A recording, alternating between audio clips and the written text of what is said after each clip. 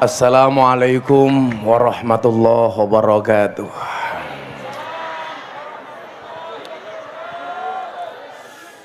Alhamdulillahil qail Bismillahirrahmanirrahim. Qul bifadlillahi wa birahmatihi fabidzalika falyafrahu huwa khairum mimma yajma'un. Allahumma salli wa sallim wa barik ala hadan nabiyil karim sayyidina wa maulana Muhammadin wa ala alihi wa ashabil mujahidin at-tahirin. Rabbi shrah li sadri wa yassir li amri wahlul 'uqdatam min lisani yafqahu qawli, amma ba'du. Bapak Ibu warga masyarakat Pati rahimakumullah. Alhamdulillah, malam hari ini saya sowan.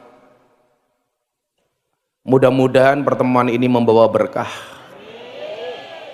Terima kasih atas sabarnya, atas jujurnya, atas ikhlasnya mengadakan acara malam hari ini. Sabar kok kabeh dibantingi kepiye to iki? Sabar itu pahit, jujur itu pahit, ikhlas itu pahit. Tapi yakinlah, obat yang pahit itu justru menyembuhkan.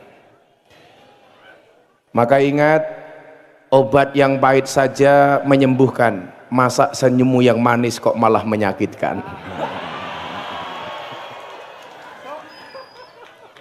Hidup ini memang kadang-kadang tidak sesuai dengan ekspektasi kita.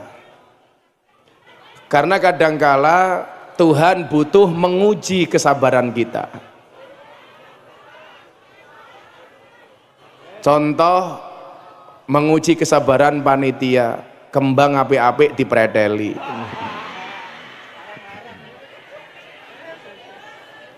Tapi yang perlu diingat adalah tidak semua yang dibakar akan hangus menjadi abu. Contohnya, bata merah sengaja dibakar agar menjadi kokoh. Begitupun juga dengan kehidupan Bapak Ibu, tidak semua yang menimpamu akan menghancurkan. Terkadang Tuhan mengujimu agar kamu lebih kuat. Maka disitulah kemudian kita dikenalkan dengan istilah mahabbah, rasa cinta. Sehingga dengan rasa cinta itu menjadikan sesuatu yang berat menjadi ringan, yang susah menjadi mudah. Bagaimana kemudian kita menjalankan perintah Allah dengan penuh kemudahan karena adanya rasa cinta. Walaupun tidak semua cinta itu pasti indah. Buktinya apa? Tidak kusangka wajahmu seindah senja, tapi memberikan luka seluas samudra. Nah, disitulah kemudian kita harus tahu proporsi. Maka konsep adil dalam fikih itu adalah wada'u syai'in fi mahallih, meletakkan segala sesuatu sesuai proporsinya. Sesuatu yang sebenarnya pantas saja, tetapi mohon maaf, sesuatu yang sebenarnya boleh saja tapi tidak pantas, itu tidak boleh kita lakukan. Contoh, wong khutbah Jumat nganggo helm niku sak janjane entuk napa mboten? Entuk, tapi mboten pantas. Maka ya jangan khutbah pakai helm. Contoh, masker ketika Covid, delalah ora ono masker, oleh mboten? Pantes napa mboten kotange bojone dienggo maskeran. Sak janjane nggih entuk-entuk mawon tapi mboten pantes. Jenengan sugih jame kathah, mangkat pengajian, jame double loro kiwa tengen. Entuk napa mboten? Entuk. Tapi mboten pantes. Maka dalam beragama itu ada asas kepantesan. Sak janjane senajan to oleh tapi ora pantes, ya jangan dilakukan. Nggih napa mboten? Maka malam hari ini kenapa kita perlu ngaji dalam rangka membangun supaya kita paham bahwa semuanya itu punya proporsi masing-masing. Maka kembali saya ingatkan, oh ini ada BTV ya. Jadi acara hari ini Beb Afwan ini masuk ke agenda acara saya di Jalan Dakwah Gus Miftah di BTV. Ini alhamdulillah acara religi dengan rating paling tinggi di Indonesia. Tepuk tangan untuk BTV. Mereka hadir di sini bukan karena tempatnya ini bagus, tapi mergo mesake. Wada'u syai'in fi mahalih, letakkanlah segala sesuatu sesuai dengan proporsinya. No. Maka nyuwun sewu. Contoh proporsi itu, blangkon itu tempatnya di kepala. Ya, maka kemudian ketika blangkon ditaruh di kepala menjadi indah. Contoh rambut itu tempatnya di atas kepala.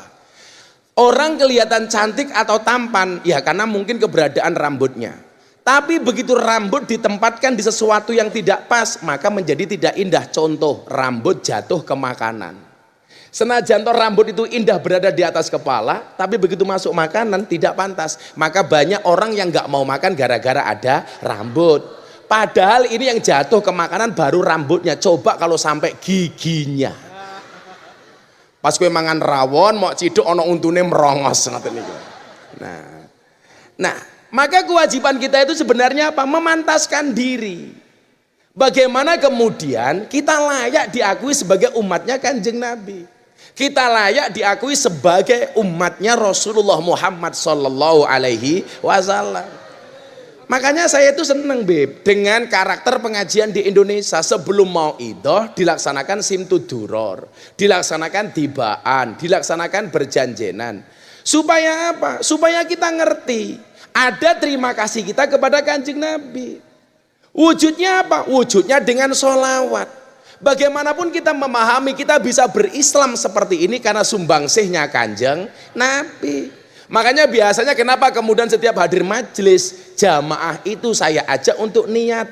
Untuk niat apa? Untuk niat maulidan. Karena apa? Tidak semua pengajian di dalamnya ada maulidan. Kalau di dalam maulid itu ada ngaji, tapi tidak semua ada ngaji, ada maulid. Contoh, wong niku lah haji mesti umroh, tapi lah umroh orang mesti haji. Wong niku lah wudu mesti raup, tapi lah raup orang mesti wudu. Dalam rangka memantaskan diri niku nyuwun sewu. Satu saat, iki kalau aja ngaji babakan iki, ora baperan lah. Moga-moga sing rawuh dalu menika ora ana sing baperan nggih. Jadi satu saat Kanjeng Nabi itu pernah ditanya. Jadi sadurunge kula terus guys, ketika jenengan niko mulai Robi Fangfa Nabi Barkatihim itu apa kok Robi Fang Robi Far apa? Utuh kuwi lho sing Robi Faja'alna itu niku nyuwun sewu dicekel dodone. Saya itu punya riwayat Abdullah bin Abbas itu pernah dadanya nyuwun sewu bin Affan dipegang dadanya oleh Kanjeng Nabi, itu sejuknya sampai punggungnya Nabi. Nah, saat itu Nabi membaca doa. Maksud saya apa?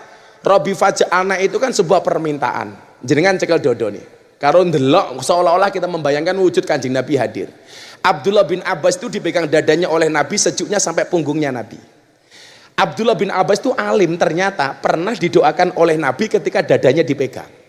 Mila jenengan sing rumangsa sumpek macam-macam niku nyuwun sewu, dodone mang cekel karo maca selawat. Sing biasa kula waca niku Robi Fangfa Nabi Barakatihim wa hadinal husna bi hurmatihim wa amitsna fi tariqatihim wa mu'afatim minal fitani. Dadi lak jenengan mulai sumpek niku dodone mang bayangke didemok kalih Kanjeng Nabi kalih maca niku. Robi fangfana bibarkatihim wahdinal husna bihurmatihim wa amitna fi tariqatihim wa muafatim minal fitani. Ilang ruwete apa Habib Riza wa selawatan Robi Faja'alna dicekani. Lah ketika Abdullah bin Abbas niku dicekel dodone kali Kanjeng Nabi, kenapa dia menjadi orang yang sangat alim? Ternyata ana dongane. Lah donga niki jenengan waca lak nyekel dodone anake. Anake mangkat sekolah, pamit, tidak hanya disangoni duit tapi disangoni donga. Apa doa yang dibaca oleh Nabi? Diwaca bareng-bareng. Sesuk-esuk diprakteknya anaknya berangkat sekolah, pegang dadanya, baca doanya Nabi kepada Abdullah bin Abbas. Diwaca bareng-bareng. Bismillahirrahmanirrahim. Bismillahirrahmanirrahim. Sing nggawa anak dicekel dodone anake, aja nyekel dodone tanggane. Allahumma uhsyu jaufahu hukman wa ilman. Allahumma uhsyu jaufahu hukman wa ilman. Allahumma uhsyu jaufahu hukman wa ilman. Itu artinya apa Bapak Ibu? Ya Allah ya Rob, isilah perutnya dengan kebijaksanaan dan ilmu pengetahuan. Kita itu sering anak dikasih uang saku duit tapi lupa didoakan. Nanti jenengan kondur anaknya tidur, pegang dadanya diselawati dulu. Allahumma sholli ala sayyidina Muhammad wa ala ali sayyidina Muhammad. Allahumma usyu jaufahu hukman wa ilman. Allahumma usyu jaufahu hukman wa ilman. Keren. Solawati, ya Allah ya Rabb, mudah-mudahan anakku seperti Abdullah bin Abbas. Al-Fatihah mandi. Bapak nggih ngoten, duwe bojo cangkeme cerewet gampang turu cekel cangkeme. Ya Allah, shallu ala Nabi Muhammad. Nah Bapak Ibu rahimakumullah, salah satu bentuk yang perlu kita pantaskan itu apa? Hati kita. Kita seringkali berlomba-lomba memantaskan fisiknya. Buktinya apa? Mau berangkat pengajian dandan sing ayu-ayu. Bahkan mungkin lebih lama dandane tinimbang ngrungokke pengajiane. Allah rupamu lagi lho sing ngarep dhewe kipas-kipas. Dia itu kipas-kipas bukan karena takut sumuk, bukan. Tapi karena takut alisnya hilang gitu loh. Luntur gitu loh. Alis ngontok kaya galengan to yu gitu.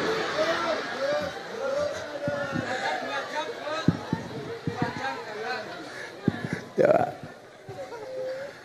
Kita itu kalau mau lebaran coba, pertama kali yang diingat apa? Ya baju lebaran. Baju lebaran semuanya harus baru. Padahal diingatkan laisal id liman labisal jadid, walakinnal id liman ta'atuhu tazid. Lebaran itu bukan baju baru, tapi imannya yang baru, takwanya yang baru. Tapi faktanya coba, yang bertambah lebaran bukan imannya tapi bajunya, tapi jilbabnya. Dan karakter perempuan dimanapun sama. Jilbab sak lemari tapi berangkat ngaji mesti sambat jarene randuwe jilbab. Loh, lawang lanang ki simple, paling peci siji, sarung siji, baju siji. Makanya lebaran itu yang banyak baru rata-rata perempuan bukan laki-laki. Karena laki-laki punya prinsip baju baru untuk istri, jilbab baru untuk istri, makanan baru untuk istri, perhiasan baru untuk istri. Laki-laki yang penting istrinya baru. Itu lebih penting. Setuju ibu-ibu? Silakan Anda pakai baju baru asalkan suami punya istri.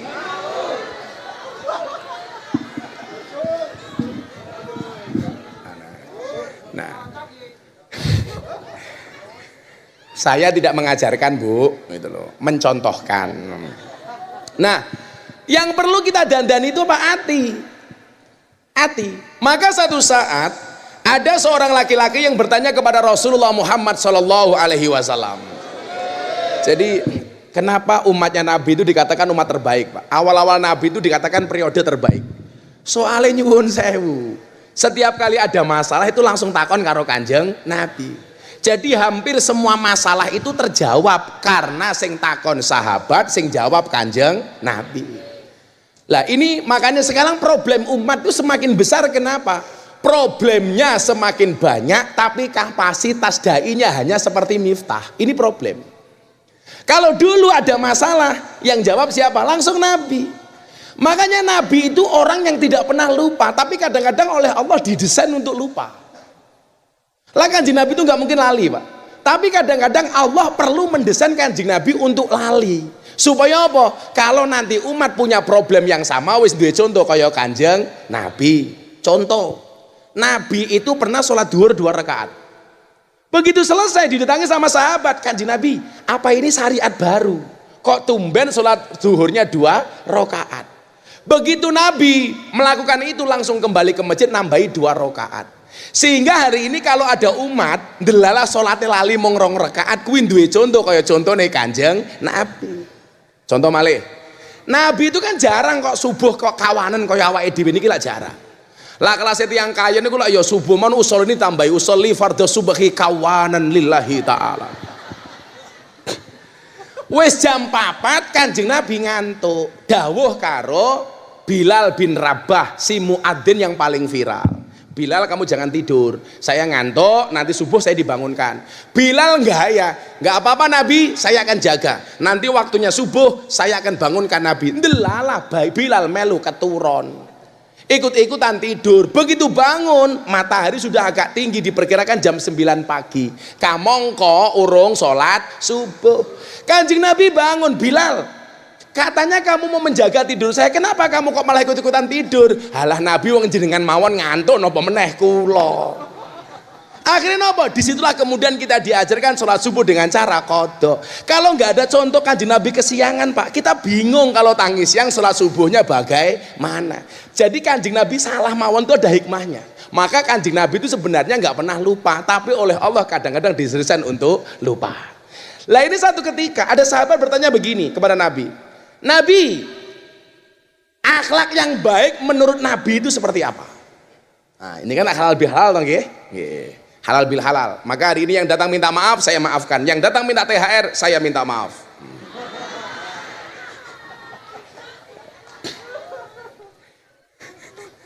Oh, fulus. Sorry, kalau sama cewek saya nggak pernah mau ngasih uang, maunya ngasih nafkah.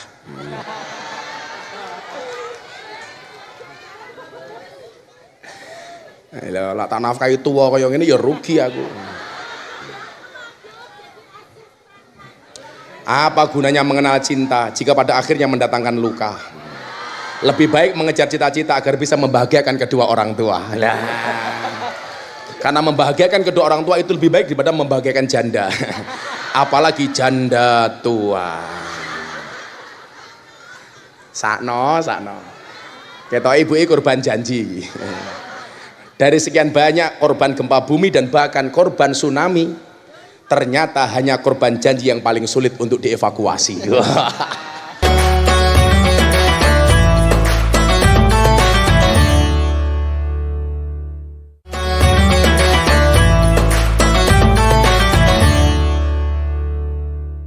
Ya, sallu ala Nabi Muhammad. Jadi ini gue, saya itu seneng kalau mau kado ngaji diawali dengan maulid, supaya kita tahu terima kasih sama Nabi lah, itu sama Nabi. Nah, mendengar pertanyaan ini, ternyata jawaban Nabi itu adalah Nabi Muhammad SAW menjawab dengan satu ayat dari surat Al-A'raf ayat 199. Ayat 199. Akhlak yang baik itu seperti apa menurut Nabi? Khudil afwa wa'mur bil urfi wa'arid anil jahilin. Akhlak yang baik itu ternyata isinya 3 Bapak Ibu. Berapa? 3. Yang pertama, akhlak yang baik menurut Al-Quran yang disampaikan oleh Nabi, khudil afwa, ambillah sifat memaafkan. Ada satu problem menarik. Kita itu kalau udah benci sama orang, kebaikannya pun biasanya nggak kita lihat. Betul? Maka harusnya hari ini kita fair. Saya nggak mau terjebak di perdebatan soal Habib. Bagi saya hari ini fokuslah kepada masing-masing. Umpamane kaya Habib Reza, wong iso selawatan kaya ngene mosok mau benci, berarti mau takoni tes nasab, tes DNA, ora penting. Siapapun dia punya sumbangsi untuk agama harus kita hormati, betul? Kue arep iki arep Habib, yang penting kamu sibuk selawatan, pengajian, mau itu hasanah, ada ilmu, ada iman, ada takwa, kita hormati. Gitu saja. Nah, ini yang menjadi problem hari ini adalah ketika kita sudah benci sama seseorang, kebaikannya pun tidak pernah kita lihat. Tapi sebaliknya, kalau sudah senang sama seseorang, kejelekannya pun juga tidak akan nampak. Wa ainu ridu an kulli aibin kalilatin wa ainu sukhti an kulli khairin tubdil masawiyah. Sekarang saya kasih contoh bagaimana akhlak Nabi kepada orang yang mohon maaf Nabi sendiri benci. Apakah Nabi pernah membenci orang? Pernah. Siapa salah satu orang yang dibenci Nabi? Wahsy. Orang yang membunuh pamannya Nabi, Sayyidina Hamzah. Kenapa? Karena Sayyidina Hamzah ini adalah ahabban nas ila Rasulillah sallallahu alaihi wasallam. Orang yang sangat dicintai oleh Nabi. Dipateni sama orang namanya Wahsy. Nabi itu benci banget sama namanya Wahsy. Tapi satu ketika Wahsy ini masuk Islam. Ayo bicara gue. Orang yang membunuh pamannya akhirnya tobat masuk Islam. Orang zaman dulu itu baca syahadatnya mesti kepada Kanjeng Nabi. Kalau artis-artis Indonesia banyak masuk Islam dibimbing oleh Gus Miftah. Saya itu 2 hari ini Beb mengislamkan orang 5 orang Bu. Di pondok kemarin 4, salah satunya suaminya artis KDI dari Batam, kemarin siang di Pabelan Semarang. Saya itu alhamdulillah Beb, di mana-mana saya banyak dikafir-kafirkan sama orang. Miftah kafir, tapi alhamdulillah saya paling banyak mengislamkan orang kafir. Sementara saya ngafir-ngafir ke aku cangkeme ra tau nglebok ke Islam.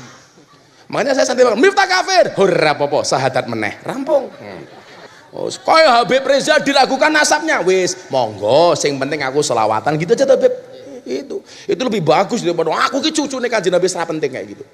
Sing nilai akhirnya Allah. Santai saja. Dan jenengan ra usah banding-bandingin pun. Saya itu paling nggak suka banding-bandingin. Aku senang sama Habib itu, nggak suka dengan kiai itu. Saya suka dengan kiai itu, nggak suka dengan Habib itu. Saya suka dengan Gus ini, nggak suka dengan Gus itu. Nggak ada hak kita untuk membanding-bandingkan, betul? Seneng ngaji tanpa harus membanding-bandingkan kiai. Mungkin apa mboten? Oh, pemenang jenengan tiang ganjen mriki. Apa? Kayen kok ganjen gitu.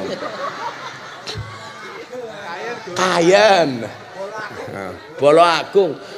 Pati niku nyuwun sewu. Jadi pati itu anomali. Anomalinya di sini. Pati itu gudange kiai tapi ya gudange dukun lho. Ampuhe pati di situ itu. Jadi ampuh pati ini. Gudange kiai ya gudange dukun. Gudange kiai lumrah mergo pati itu punya saridin. Duwe saridin. Makanya dari tadi saya nggak minum degan ini. Saya khawatir jangan-jangan ono lele nih. Lah dibuka ana lelene lah dikira aku Saridin kok malah aku.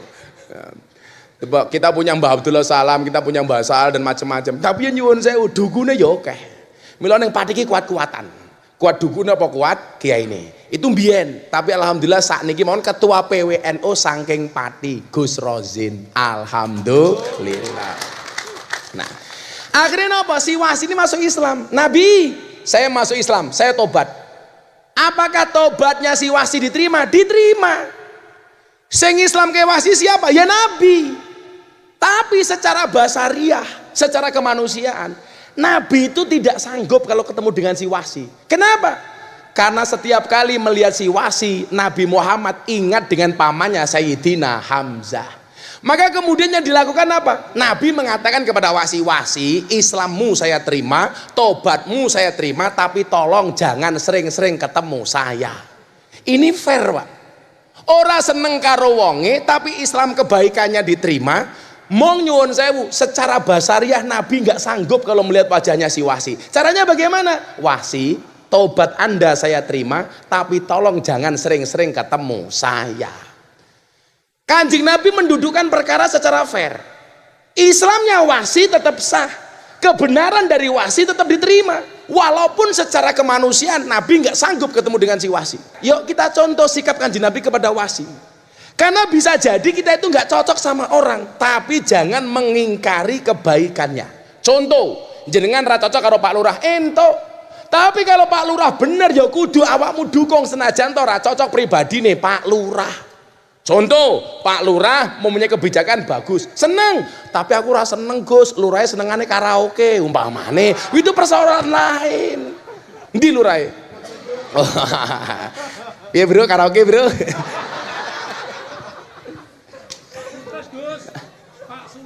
Pak Sutris, ya Allah luar biasa, Lurahnya jenenge stres. Sutris kok stres? Sutresno, untung sunya di depan ya. Kalau di belakang kan jelek. Tresno, su. Coba kita kasih contoh lain, Bib. Afan, Bib. Saya mau ceritain. Dulu yang namanya masjid itu apa, Pak? Masjid itu kan ismul makan dari fi'il madi sajada yasjudu masjidan. Jadi yang namanya masjid itu tempat untuk sujud. Makanya zaman Nabi Pak Lurah, yang namanya masjid itu hanya tanah kosong yang digaris, dikai batas. Makanya jangan kaget kalau dulu zaman Nabi itu ada pohon kurma di dalam masjid. Karena masjid itu hanya tempat kosong yang digaris. Makanya lumrah ketika musim dingin Kanjeng Nabi pernah iktikaf menggunakan tenda. Lah sekarang Bib, masjid sudah ada atapnya, sudah ada temboknya, ada karpetnya. Iktikaf di dalam masjid kok nganggo tenda, malah kayak anakku latihan kemah.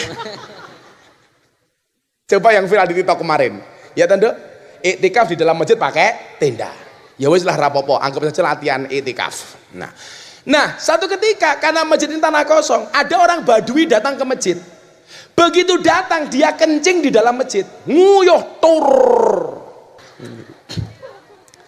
Ini kencing Pak Badui, ini kurang ajar iki. Maka semua sahabat yang hadir di masjid itu, Mas, itu marah kabeh.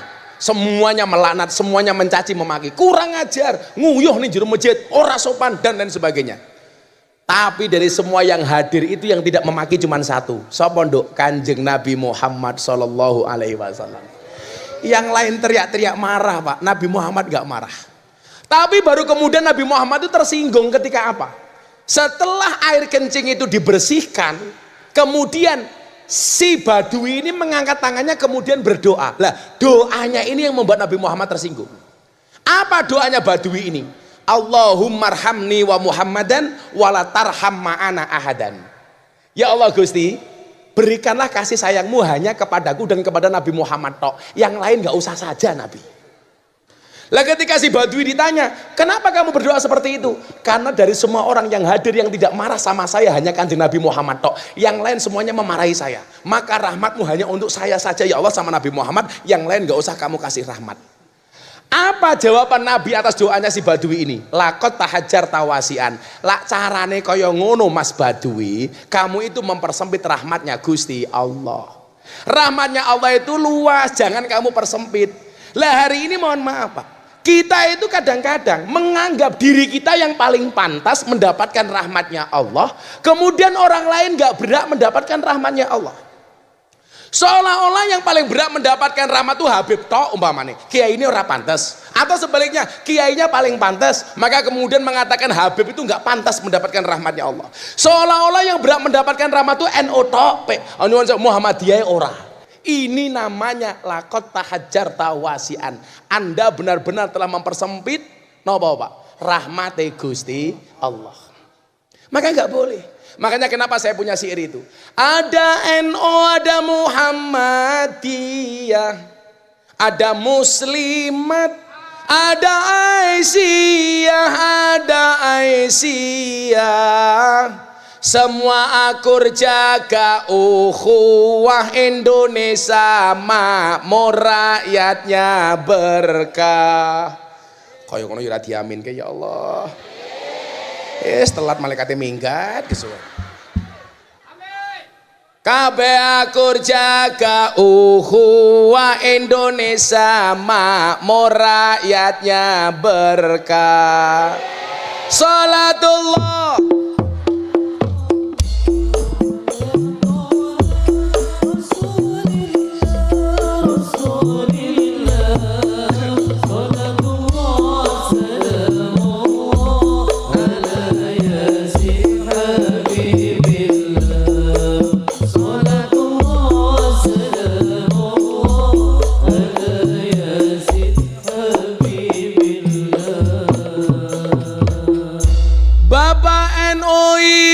Muslimat raniat blas. Bapak NU Ibu Kakang Ansor Adeva taya tahlilane saben malam mulai tahlilan padha nggawa rahmat yu badokan tok sing dipikir.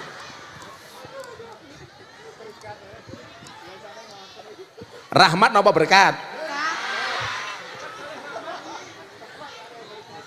Tahlilane saben malam mulai tahlilan padha nggawa salatullah salamullah ala Taha Rasulillah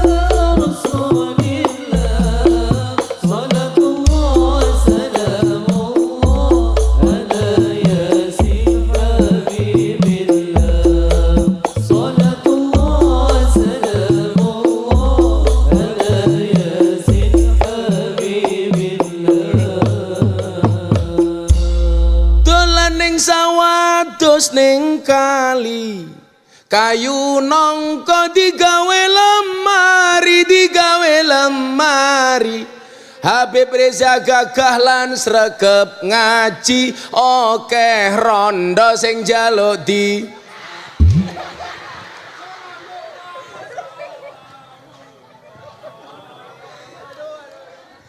Nah, nomor 1 khudil afwa. Jangan menganggap rahmat Allah itu hanya pantas untuk kita. Ini ceton nih Pak. Ini mempersempit rahmatnya Allah. Contoh ngeten nggih. Kita itu sering kalau kita salah, kita memahami bahwa Allah itu Ghafir, Maha Pengampun. Kalau kita berbuat dosa, oh serapopo, Allah itu Maha Pengampun. Tapi kadang-kadang kalau orang lain yang salah, kita seolah-olah mengatakan apa? Bahwa Allah itu syadidul iqab. Allah itu seolah-olah galak, tidak Maha Pengampun. Makanya saya itu mohon maaf Pak, saya punya masalah dengan Allah itu jauh lebih sepele dibandingkan punya masalah dengan manusia. Soalnya apa? Allah itu Maha Pengampun, tonggomu Maha Pengingat. Lan duwe masalah kali Allah niku enteng. Nggih napa mboten Bu? Wis telah duwe masalah kalau Allah niku waton tobat rampung. Nggih napa mboten? Tapi lan duwe masalah kali menungso abot. Soalnya apa? Hari ini kita hidup di satu zaman di mana punya masalah sama satu orang, yang ikut judes 5 orang, yang ikut benci 15 orang, sing gosip wong sak kampung. Sing seneng gosip biasanya ciri-cirine jilbabe coklat.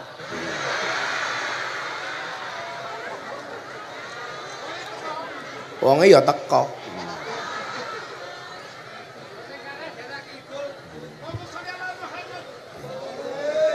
Lah sing jilbabe ijo insyaallah lah.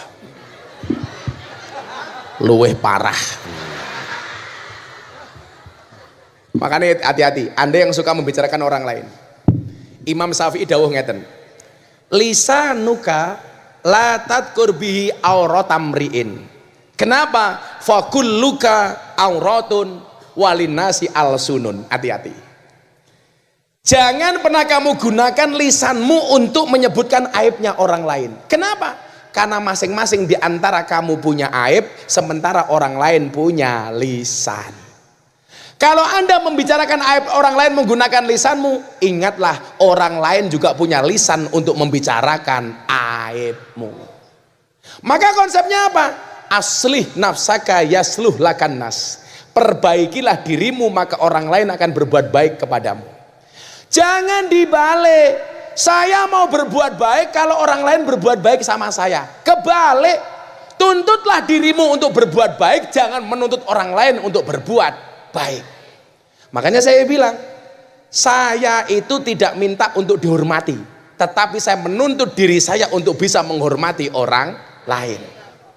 Saya lebih baik dihina tapi dalam posisi menghormati orang lain daripada saya menghina tapi saya tidak bisa menghormati orang lain. Makanya kalau niku santai Bib. Saya mau dibully kayak apa saya nggak pernah sakit hati. Yang bully saya malah kena mental.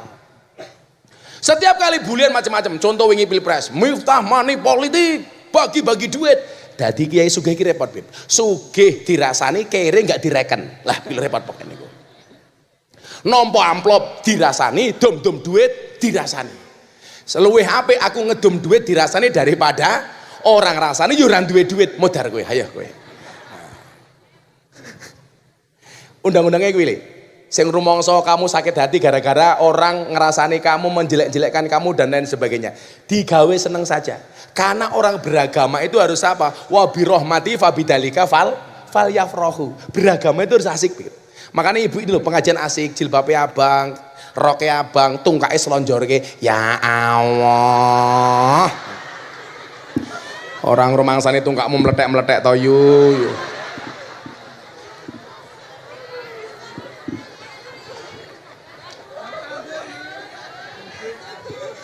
Ketake bar tandur cah iki ya Allah. Lak mulus nu mending. Meletek-meletek. Buah belimbing, buah pisang, raine glowing, kakinya belang-belang, kakinya belang-belang. Wa belimbing di atas ketek, raine glowing tungkae.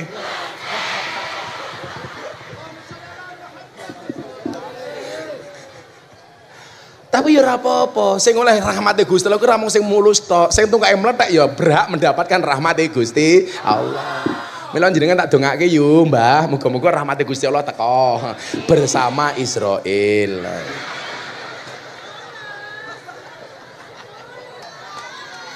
Yes, ini kan bagian dari fastabiqul khairat. Jadi gini, Beb, saya itu memahami fastabiqul khairat itu bukan satu posisi diperebutkan oleh banyak orang, itu bukan, tapi menjadi yang terbaik di posisi masing-masing. Pak Camat karo Pak Lurah ya terbaik sesuai dengan versi mereka, karena nggak mungkin kinerja Pak Lurah disamakan dengan Pak Camat. Loh, fastabiqul khairat antara Gus Miftah sama Habib Reza. Habib Reza mau cosim tudror sebaik-baiknya, saya ngaji sebaik-baiknya, itu namanya fastabiqul khairat, bukan rebutan posisi. Lah fastabiqul khairatnya banter di mana? Ya njogo pengajian. Makanya di mana-mana saya itu sayang sama Banser. Loh, karena memang mereka itu fastabiqul khairatnya ngaman ke jamaah, ngawal kiai. Tapi lah ngawal yo sing bener le. Masa aku ingin Jawa Timur dikawal malah kayak tahanan. Mudun kok mobil mriki Gus. Ya Allah. Ini. Ya malah keteka aku. Kadang-kadang yang ngono, Beb, tangan kanan dipegang sendiri, tangan kiri dipegang sendiri. Jamaah ngerayuin dasku ngene. Kula ya makake aku to, Kang aku. Wis sikilku bundas mau idak-idak sepatune Banser aku.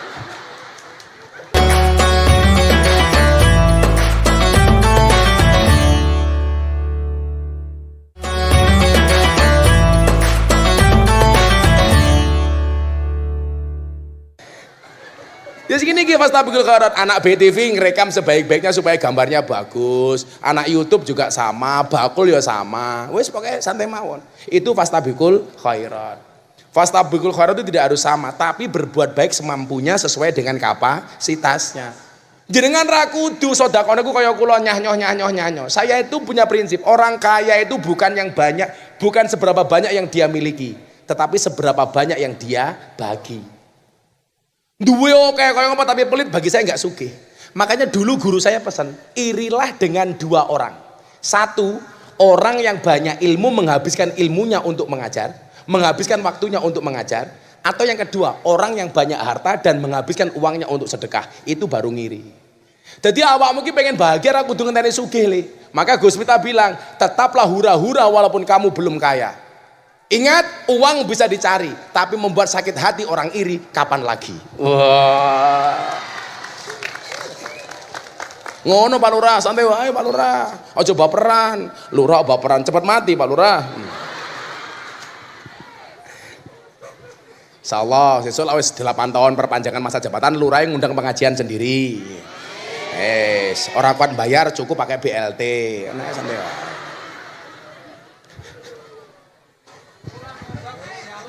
Nah, syukuran ngundang Gus Miftah, rakwat bayar nggak SKTM, surat keterangan tidak mampu. Pemerintah tuh bijak. Kenapa lurah diperpanjang 8 tahun? Karena pemerintah tahu modal lurah durung balik, gitu saja. Aman Pak Lurah. Yang nomor 2, wa'mur bil urfi. Perintahlah kepada sesuatu yang baik. Lah, kalau kita belum bisa berbuat baik dengan harta kita, minimal aja apik. Makanya nyuwun sewu nggih, panitia pengajian ki top le. Iki sing panitia itu yang kalungan-kalungan kaya sapi kurban kuwi tak kandhani.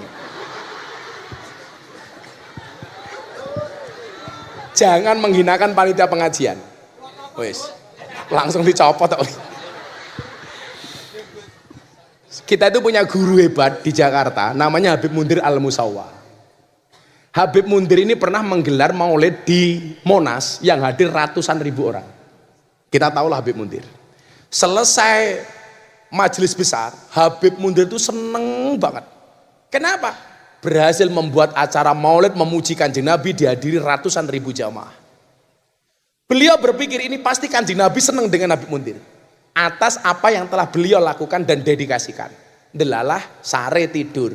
Habib Mundir itu orang yang sering mimpi ketemu Kanjeng Nabi. Tapi mohon maaf Habib, afwan banget karena saya cinta dengan Habib Reza dengan Habib Yasin. Nggak usahlah kita itu kadang-kadang terlalu hiperbola menceritakan mbah-mbah kita dulu. Masa ada Habib yang menceritakan saya punya Habib cerita bisa mi'raj sehari 200 kali. Ki opo to? Kok ngalang-alai Kanjeng Nabi itu loh. Kita nggak usah umat itu dibodohi dengan hal-hal seperti itu, betul? Mbak sing nyoto-nyoto mawon lah. Ini saya punya jet, punya guru, wajahnya bersinar. Sampai satu ketika dibuka, muridnya terkejut sampai mati gara-gara melihat sinarnya Habib melebihi neon. Ya Allah, aku nganggo genset sangka ngendi? Aku yang ngono to. Enggak usah hiperbola lah. Cukuplah kayak Habib iki selawatan, dibaan, simtu duror, malah seneng nggih napa mboten? Sapa ngerti mulai gondol bojo anyar, Beb. Udah zuhud, Beb. Alhamdulillah. Mas Nabib. Double, Beb. Laki-laki itu punya istri 4 itu Superman, Beb. Punya istri 3 Powerman. Punya istri 2 gentleman. Punya istri 1 cemen. Ibu-ibu padi lebih suka punya suami Superman apa cemen? Kandhani wong wedok dilawan. Wis ra kena dinyang wong wedok iki. Makanya saya bilang, memang benar. Perempuan itu bahasa Arabnya asal katanya sama dengan cermin, Mbak. Perempuan itu bahasa Arabnya apa? Mar'atun. Cermin bahasa Arabnya apa? Mir'atun. Pertanyaannya, kenapa perempuan itu seperti cermin? Karena hati perempuan seperti kaca. Kalau sudah pecah tidak akan pernah utuh kembali. Wah. Makanya perempuan itu karakternya satu. Kalau disakiti nggak pernah lupa, kalau menyakiti nggak pernah ingat. Itulah perempuan. Masuk. Makanya kejam bang wedok iki. Kandhane sak pinter-pintere kiai, sak alim-alim iki diketak bojone dadak. Termasuk Kapolsek. Heeh. Lah ning kantor galak ya ning omah ya kik. Aku ki ndek kanca jenderal karo bojone mung remuk kok padake. Wong wedok dilawan. Gus Miftah, ya Allah Bu, luweh parah. Bedone wong lanang karo wong wedok niku siji, Bu. Orang laki-laki itu semakin kaya dia semakin butuh perempuan. Tapi perempuan semakin kaya dia tidak butuh laki-laki. Makanya bagi perempuan duit itu lebih penting dibandingkan suami. Makanya itulah alasan kenapa banyak laki-laki dari Kayen yang berangkat ke Korea. Kan alasannya mengkui, Bang. Ora ketok wujudmu ra masalah, sing penting teko duitmu. Betul Pak Lurah? Wedok kok. Bojone tangi turu kon mangkat golek duit. Sore dijaluki duit, arepe turu ngrembug duit, tangi turu ngitung duit, nganti ibu-ibu rupane kaya duit. Lucune wong wedok itu satu, suami suruh mencari uang tapi tidak boleh pegang uang. Kalau kamu suruh suami bisa mencari uang, tidak boleh memegang uang, rabio karo tuyul. Sengit aku. Karakternya perempuan itu satu, kalau uang sudah masuk kepada perempuan nggak mungkin kembali kepada suami. Jangankan ke uang suami, uangnya anak lebaran loh hilang, Beb, gitu loh. Perempuan itu kan kalkulatornya isinya cuma tambah-tambahan sama kali-kalian, nggak ada pengurangan apalagi pembagian. Wong wedok menang ane kaya ngono. Boyo kamu itu perhatian dikit sama suamimu, dibela-belain pergi jauh ke Korea untuk menafkahimu. Maka ya tolong jangan sakiti hatinya. Nah, sudah suami suruh pergi ke Korea, kamu di sini malah main-main sama suaminya tetangga.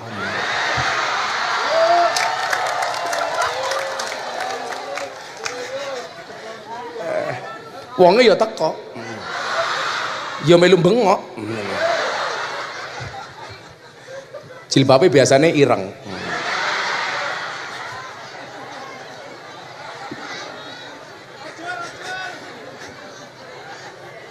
Bojone lunga malah ning omah buka lawang karo nyanyi-nyanyi. Nggir minggir, aja nengah-nengah, mampir-mampir bojoku ra ning omah. Sutresno liwat. Oke.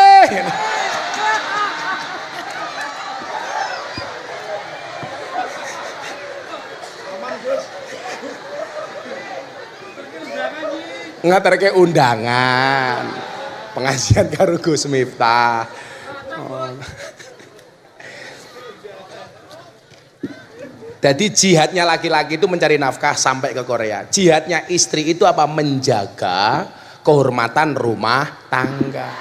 Semuanya itu punya jihad masing-masing, Bu. Masa ada kejadian di Jawa Timur, istrinya bekerja di Hong Kong, suaminya di rumah gendaan, padahal dia makan dari istrinya.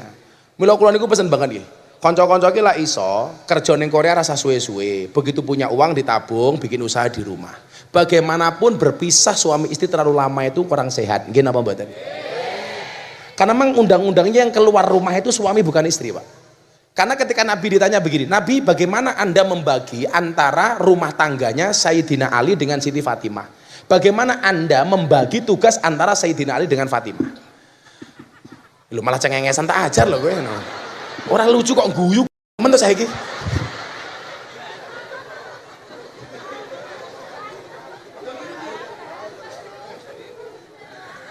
Jadi ngeten, undang-undangnya Kanjeng Nabi kepada Siti Fatimah sama Sayyidina Ali.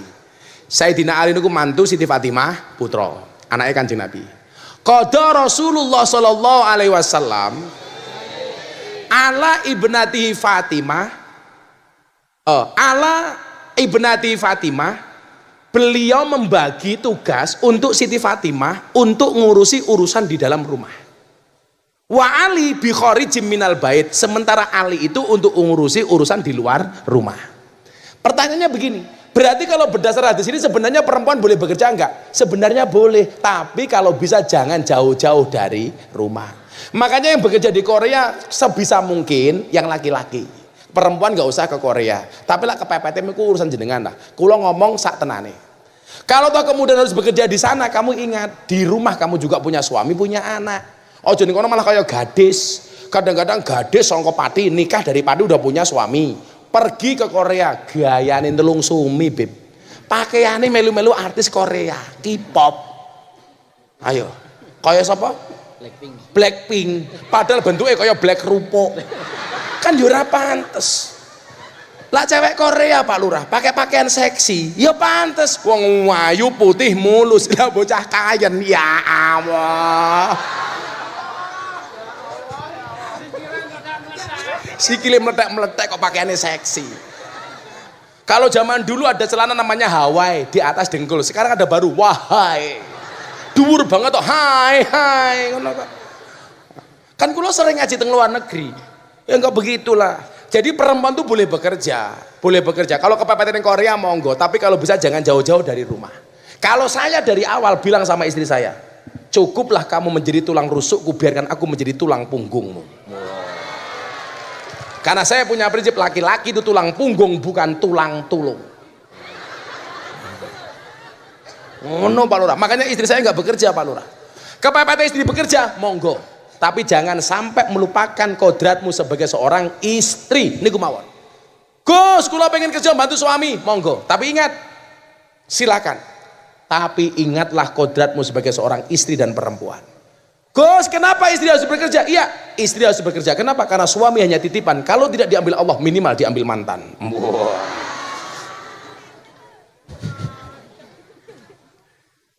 Arek kerja monggo. Tapi nyuwun sewu, tolong dijaga kehormatan rumah tangga. Lagi ini penak jawab, aku rondo kok Gus. Ya Allah. Jenengan rondo? Oh punya suami? Ya sudah, berarti nggak boleh saya kasih uang, dosa. Mengganggu rumah tangganya orang lain. Saya nggak mau ngasih uang para perempuan, maunya ngasih nafkah. Fastabikul khairat ki aku ngaji kowe dodol ngono. Ngelar apa ayu ya disyukuri. Kamu kan penjual es, harus optimis, cepat atau lambat pasti cair.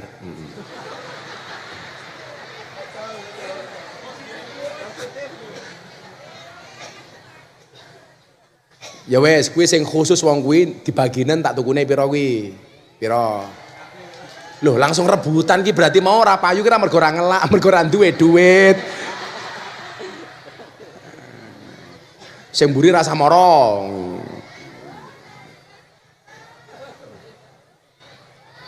Langsung entek kok piye? Ya aku mulai ya, mulai. Piro? 75. Ya tak kei 100. Ya serkane kae.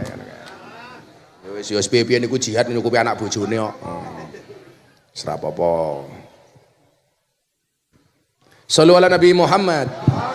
Cek, ijek loro meneh kok wis isuk banget ya. Kesel iki aku. Wa'mur bil urfi. Perintahlah untuk melakukan sesuatu yang baik semampune mawon. Kayak dalu menika. Saya minta satu hal malam hari ini untuk berbuat baik.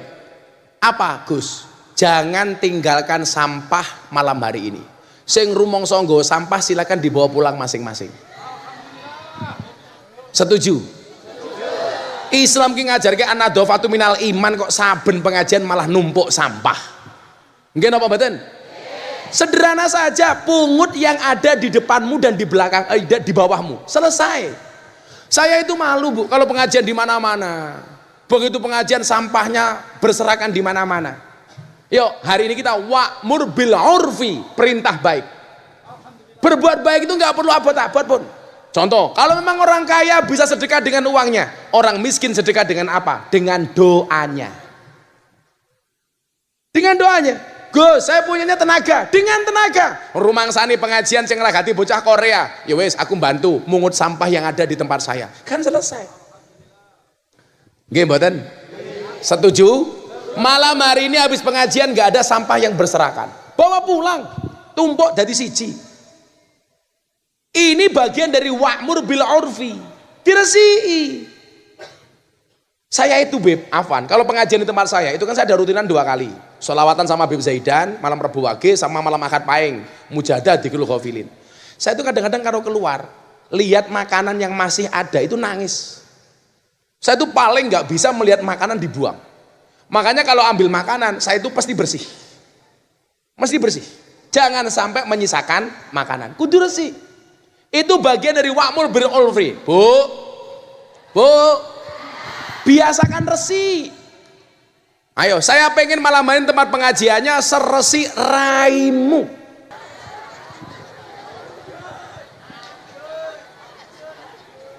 Itu bagian dari wa'mur bil urfi.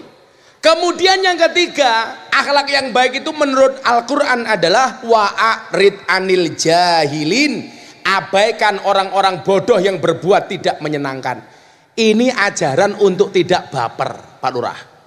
Lurah kira kena baper. Ojo baperan, ojo tersinggungan, ojo ngerekenan. Kita tidak bisa menuntut semua orang baik sama kita, betul?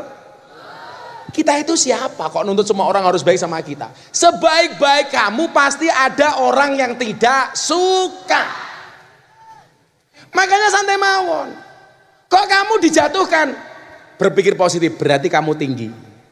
Kok kamu dijelekkan? Berarti kamu baik. Kok kamu dielek-elek? Kowe iki apik. Kok ada orang membaik-baikkan dirinya sendiri, berarti dia jelek. Betul, Bu? Wa'arid anil jahilin, jangan baperan. Kok ono organisasi, ada anggotanya, pengurusnya kok baperan, ora bakal maju. Duwe lurah kok baperan, ora bakal maju. Undang-undangnya jadi pejabat di Indonesia itu Pak Lurah. Kalau dia baik jangan minta untuk dipuji, kalau salah siap-siap dicaci maki. Camat ya ngono. Jangan minta dipuji, tapi siap dicaci maki. Bayangno, tanggung jawab Pak Lurah sak desa wong 5.000 abot, apa meneh tanggung jawab Pak Jokowi. Imam salat ngimami wong 50 mawon diprotes karo makmum. Apalagi ngimami negara, ngimami sholat baru mau sholat diprotes, rasa suwe-suwe ngono kok piye? Mending le, wingi Jakarta imame iki ngguwaya karepe show off ning ngarepku, ndelalah lali. Bismillahirrahmanirrahim. Inna mandek. Kita kan bingung, iki karepe inna angzana, inna atoina apa inna fatahna laka fataham mubina. Dibaleni meneh. Inna, aku tambah mumet iki karepe ngomong apa? Sing nomor 3 baleni meneh. Bismillahirrahmanirrahim. Inna, akhirnya bocah cilik bengok, inna lillahi wa inna ilaihi rajiun.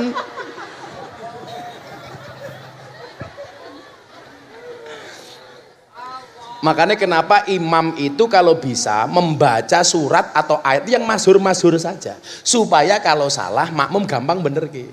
Ojo main ketok ngalim suratnya digawe angel. Makanya Kanjeng Nabi itu lucu. Kanjeng Nabi itu pernah menegur imam yang membaca surat Baqarah, tapi tidak pernah menegur imam yang membaca surat Al-Ikhlas. Jadilah ono wong salat kesuwen itu malah diseneni, lak dilit malah ora. Ayo, berarti napa? Wong salat ki rasa digawe gaya. Ngerti bar ngisak pengajian sama Gus Miftah. Bar Fatihah sing diwaca Bismillahirrahmanirrahim Yasin. Makmum batin kere.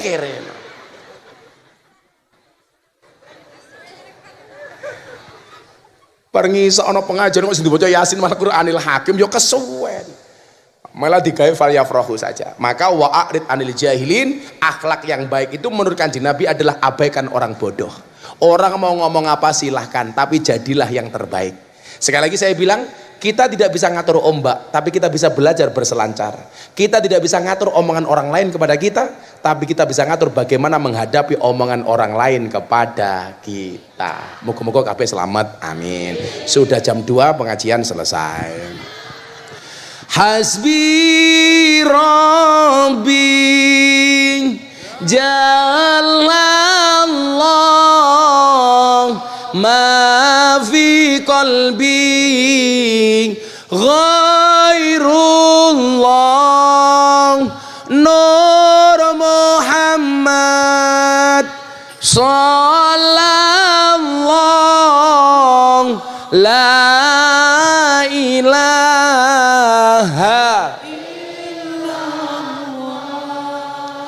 Hasbi Rabbi Jalallah ma fi qalbi ghairullah Nur Muhammad sallallahu la ilaha illallah subhanakallahumma bihamdika asyhadu an la ilaha illa anta astaghfiruka wa atubu ilaik walhamdulillahi rabbil alamin. Seluruh panitia terima kasih. Assalamualaikum warahmatullahi wabarakatuh.